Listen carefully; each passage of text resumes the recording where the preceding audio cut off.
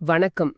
தி legend mind புத்தகத்திலிருந்து நீங்க பகிர்ந்துகிட்ட 3 அத்தியாயங்களை இன்னைக்கு நாம ஆழமா அலச போறோம். ஒரு நாட்டின் உண்மையான பலம் எதுங்கிற கேள்வியை இது ஒரு புது கோணத்துல பாக்குது. ஒரு நாட்டோட வலிமைய தங்கம், ராணுவம்னு பார்க்காம ஒரு பிரம்மாண்டமான சினிமாவா கற்பனை செஞ்சுக்கோங்க. ஆஹா, நல்லா இருக்கேன் அந்த யோசனை. இந்த சினிமால 3 முக்கிய கதாபாத்திரங்கள் தான். இன்னைக்கு நாம அந்த 3 பேரோட கதையும் தான் பார்க்க போறோம். சரி, யார் அந்த 3 பேர்? முதல் கதாபாத்திரம் இளைஞர்கள். நாட்டின் ஆற்றல் மிக்க, கணிக்க முடியாத ஒரு சக்தி.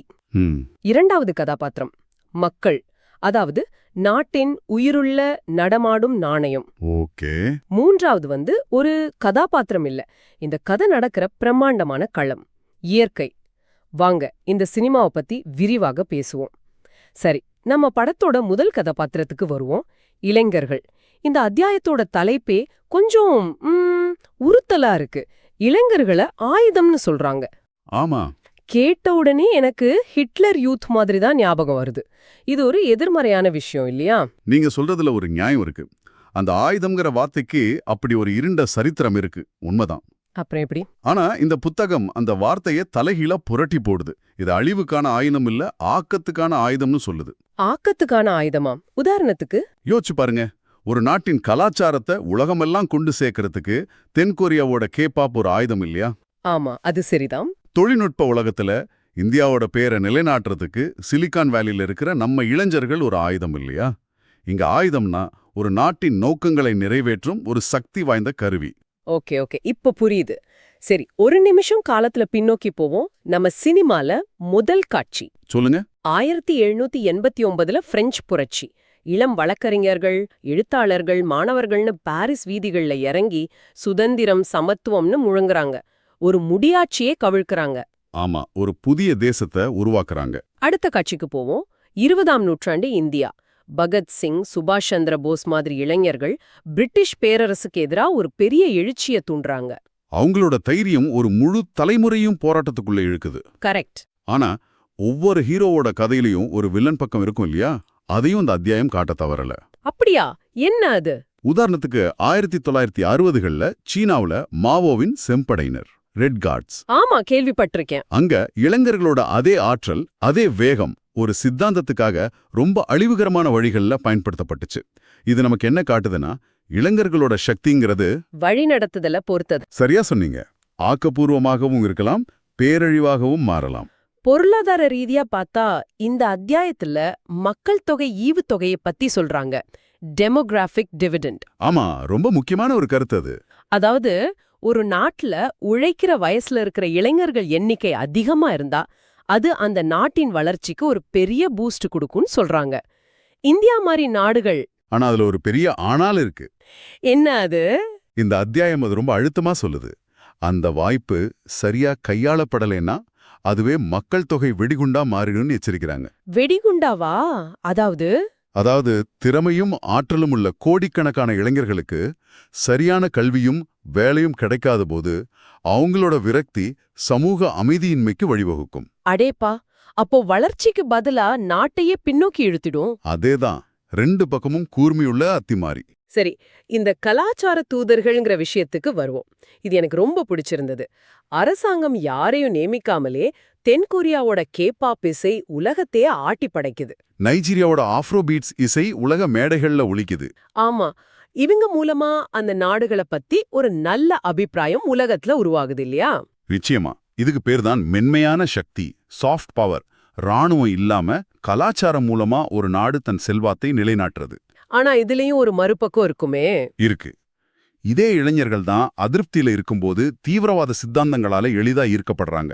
இல்லன்னா திறமையான இளைஞர்கள் வாய்ப்பு கிடைக்காம நாட்டை விட்டு வெளியே போற மூளைசாலிகள் வெளியேற்றம் நடக்குது. Brain train. அது ஒரு நாட்டுக்கு ஏற்படுற மிகப்பெரிய இழப்பு. நிச்சயமா. அப்போ இந்த முதல் கதாபாத்திரத்தோட கதையை எப்படி முடிக்கலாம்? அவங்கள வெறும் ஆயுதமா பார்க்காம அவங்கள அந்த ஆயுதத்தை செதுக்குற சிற்பிகளா பார்க்கலாம். ஆஹா, அருமை.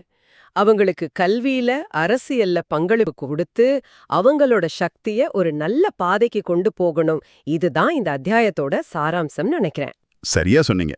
அவங்கள வெறும் கருவிகளா பார்க்காம நாட்டின் வளர்ச்சியில பங்குதாரர்களா மாத்தணும். ஆமா, நம்ம படத்தோட 2வது மிக முக்கியமான கதாபாத்திரத்துக்கு வருவோம், மக்கள். சரி. ஒரு நாட்டின் உண்மையான நாணயம் பேங்க்ல இருக்கிற ரூபாய் நோட் இல்ல, தெருவுல நடமாடுற ஒவ்வொரு மனுஷனும் தான் அப்படின்னு இந்த அத்தியாயம் சொல்லுது. கேட்கவே ஆச்சரியமா இருக்கு. எப்படி இது சாத்தியம்? இங்குதான் மனித மூலதனம், அதாவது ஹியூமன் கேபிட்டல்ங்கிற ஒரு முக்கியமான கருத்து வருது. மனித மூலதனம். ஆமா, நாம வழக்கமா மக்களை ஒரு செலவினமா பார்க்கறோம். ஆனா இந்த அத்தியாயம் மக்களை ஒரு நாட்டின் மிக முக்கியமான முதலீடா பார்க்க சொல்லுது. ஒரு முதலீடா? யோசிச்சு பாருங்க, ஒரு நாட்டுல போடுற சாலைகள், பாலங்கள் மாதிரி தான் கல்வியும் ஒரு உள்கட்டமைப்பு. ஒரு தொழிற்சாலையோட உற்பத்தி திறன் மாதிரி தான் மக்களோட ஆரோக்கியம். ஓ, இப்படி பார்த்தா அது சரிதான். தென் கொரியா, பின்லாந்து மாதிரி நாடுகள் கிட்ட பெரிய இயற்கை வளங்கள் எதுவும் இல்ல. ஆனா அவங்க கல்வியில பெருசா முதலீடு செஞ்சு இன்னைக்கு உலகத்துல பெரிய வளர்ந்த நாடுகளா இருக்கிறாங்க. இது புவிசார் அரசியலையும் பெரிய தாக்கத்தை ஏற்படுத்துது இல்லையா? இஸ்ரேல ஸ்டார்ட் அப் நேஷன்னு சொல்றாங்க. ஆமா, அவங்க கிட்ட எண்ணெய் வளம் இல்ல, தாதுக்கள் இல்ல, ஆனா உயர்கல்வி பெற்ற எந்த சவாலையும் ஏத்துக்கிற மக்கள் இருக்காங்க. அதுதான் அவங்களோட உண்மையான மூலதனம். அதே மாதிரி இந்தியாவோட பாலிவுட், அது வெறும் சினிமா இல்ல, அது உலகமெங்கும் இந்தியாவோட கலாச்சாரத்தை கொண்டு சேர்க்கிற ஒரு மென்மையான சக்தி. ஆனா இந்த மனித மூலதனம் எப்போ ஒரு சுமையா மாறும்? நல்ல கேள்வி. வேலைவாய்ப்புகள் இல்லாத ஒரு பெரிய இளைஞர் பட்டாளம் ஒரு நாட்டுக்கு பெரிய சவால். அது போன அத்தியாயத்துல பார்த்தோம். இன்னொரு பக்கம் ஜப்பான், இத்தாலி மாதிரி நாடுகள்ல வயசானவங்களோட எண்ணிக்கை அதிகமாகி உழைக்கிற வயசுல இருக்கிறவங்களோட எண்ணிக்கை குறையுது. இது பொருளாதார வளர்ச்சியை மெதுவாக்கிடும். அப்படியானால் இந்த உயிருள்ள நாணயத்தை எப்படி பாதுகாக்கிறது? அதோட மதிப்பை எப்படி கூட்டுறது? அதுக்கு இந்த அத்தியாயம் சில வழிகளை சொல்லுது. முதல்ல பாலின சமத்துவம் ரொம்ப முக்கியம்னு சொல்லுது. ருவாண்டா ஒரு சிறந்த உதாரணம்னு படிச்சேன். ஆமா, அங்கே பாராளுமன்றத்துல பெண்களோட பங்களிப்பு உலகத்திலேயே அதிகம். அது அந்த நாட்டின் வளர்ச்சிக்கு ரொம்ப உதவி இருக்கு. வேறென்ன வழிகள்? கனடா, ஆஸ்திரேலியா மாதிரி நாடுகள் திறமையானவங்களை ஈர்க்கிற குடியேற்ற கொள்கைகளை வச்சிருக்காங்க. அப்புறம் சிங்கப்பூரோட ஸ்கில்ஸ் ஃபியூச்சர் திட்டம். அது என்ன திட்டம்? மக்கள் அவங்க வாழ்க்கை காலம் முழுக்க புதுசா கத்துக்கிட்டே இருக்க அரசாங்கமே உதவுது. காலத்துக்கு ஏத்த மாதிரி தங்களை அப்டேட் பண்ணிக்க இது உதவுது. இப்போ செயற்கை நுண்ணறிவு, AI எல்லா இடத்திலும் வந்துட்டு இருக்கு. அப்போ இந்த மனித மூலதனத்தோட மதிப்பு என்னாகும்? இதுதான் இப்ப இருக்கிற $1 மில்லியன் கேள்வி. இயந்திரங்கள் எல்லா வேலையும் செஞ்சா மனுஷங்களுக்கு என்ன மதிப்பு? எதிர்காலத்துல இயந்திரங்கள் செய்ய முடியாத விஷயங்கள் தான் மனிதர்களோட உண்மையான மூலதனமா இருக்கும். அதாவது படைப்பாற்றல், விமர்சன சிந்தனை, உணர்வுசார் நுண்ணறிவு, creativity, critical thinking, emotional intelligence, இந்த மாதிரி திறன்கள் தான் ஒரு மனுஷனை தனித்துவமா காட்டும். சரி, நம்ம மக்களை அந்த எதிர்காலத்துக்கு எப்படி தயார் பண்றோங்கிறதுல தான் ஒரு நாட்டின் வெற்றியே அடங்கியிருக்கு. மிகச்சரியா சொன்னீங்க. நம்ம படத்தோட முதல் 2 கதாபாத்திரங்களையும் பார்த்துக்கோம். ஆனா எந்த ஒரு படமா இருந்தாலும் அதுக்கு ஒரு செட் வேணும் இல்லையா?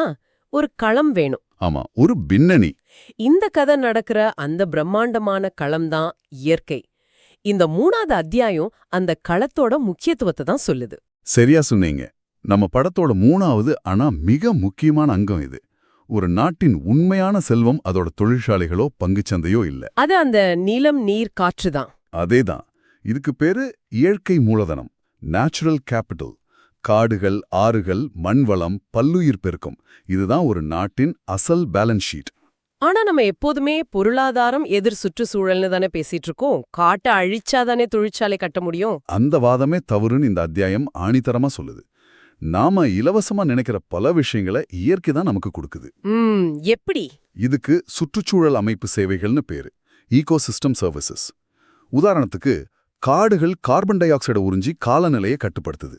தேனீக்கள் மாதிரி பூச்சிகள் பயிர்களுக்கு மகரந்த சேர்க்கை செய்யுது. அந்த ஒரு சேவை மட்டும் இல்லனா உலகத்தோட உணவு உற்பத்தியே நின்னு போயிடும் இல்லையா? நிச்சயமா, இது வெறும் கற்பனை இல்ல, நிஜமாவே நடக்கக்கூடிய ஆபத்து அங்க. ஆமா, எல்லாம் ஒன்றோட ஒன்று இணைஞ்சிருக்கு. ஆனா கோஸ்டாரிக்கா மாதிரி சில நாடுகள் இதை சரியா புரிஞ்சுக்கிட்டாங்க. அவங்க காடுகளை பாதுகாக்கிறது மூலமா சூழல் சுற்றுலாவை வளர்த்து அவங்க பொருளாதாரத்தையே இரட்டிப்பாக்கியிருக்காங்க. அப்போ பொருளாதாரம் சுற்றுச்சூழலுக்கு எதிரி இல்ல, நண்பன். நண்பனாவே இருக்கலாம். இந்த அத்தியாயத்துல என்ன ரொம்ப ஆச்சரியப்படுத்தின ஒரு விஷயம் இருக்கு. போட்ஸ்வானா பத்தின ஒரு உதாரணம். ஆமா, அது ஒரு அருமையான விஷயம். போட்ஸ்வானா அவங்களோட தேசிய கணக்குகள்ல வைர சுரங்கத்தோட மதிப்பை மட்டும் கணக்குல எடுக்காம அவங்க நாட்டுல இருக்கிற வனவிலங்குகளோட மதிப்பையும் ஒரு சொத்தா கணக்கிட ஆரம்பிச்சாங்க. ஆமா, யானைகள், சிங்கங்கள்லாம் நாட்டின் சொத்து அப்படின்னு அவங்க பேலன்ஸ் ஷீட்ல சேர்த்ததும் யானைகளை பாதுகாக்கிற அவங்களோட கொள்கையே மாறிடுச்சு. இதிலிருந்து நாம கத்துக்க வேண்டிய பாடம் என்னன்னா, நாம் எதை அளவிடுகிறோமோ அதற்கு தான் மதிப்பு கொடுக்கிறோம். மிக சரியா சொன்னீங்க.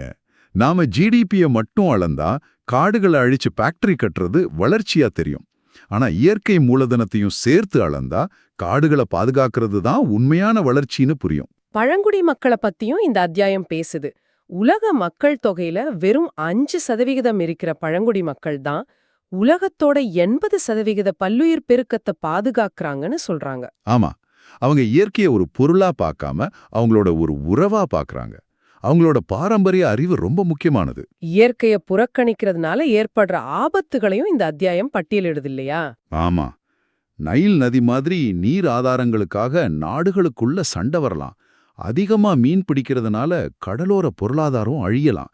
கோவிட்-19 மாதிரி தொற்று நோய்களுக்கு கூட நாம காடுகளை அழிக்கிறது ஒரு முக்கிய காரணம்னு விஞ்ஞானிகள் சொல்றாங்க. அப்போ இந்த 3 அத்தியாயங்களையும் நம்ம படத்தோட 3 கதாபாத்திரங்களையும் ஒன்னா சேர்த்து பார்த்தா நமக்கு என்ன புரியுது? இப்போ இந்த 3 கதாபாத்திரங்களையும் ஒரே ஃப்ரேம்ல வச்சு பார்ப்போம். ஆற்றல் மிக்க இளைஞர்கள், அறிவுள்ள மக்கள், ஆரோக்கியமான இயற்கை. இது 3 தனித்தனி இல்ல. நிச்சயமா இல்ல. இது ஒன்னோட ஒண்ணு இணைஞ்சிருக்கிற ஒரு அமைப்பு. இளைஞர்களுக்கு நல்ல கல்வி இல்லைன்னா அவங்க ஆற்றல் வீணாகும். மக்களுக்கு சுத்தமான காற்றும் நீரும் இல்லைன்னா அவங்க ஆரோக்கியம் பாதிக்கும். மனித மூலதனம் சரியும். ஆமா, இயற்கை இல்லைன்னா இந்த இளைஞர்களும் இல்ல, மக்களும் இல்ல.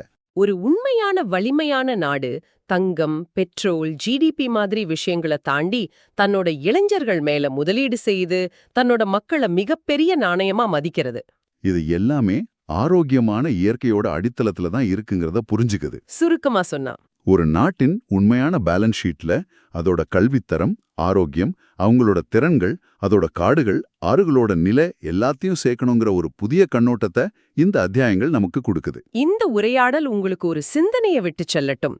இளைஞர்கள், மக்கள், இயற்கை இந்த 3 ஒரு நாட்டின் விலை மதிக்க முடியாத வைரங்கள்னா, அந்த வைரங்களை பாதுகாத்து மெருகேற்றுவதில் ஒரு தனிப்பட்ட குடிமகனா உங்க பங்கு என்ன?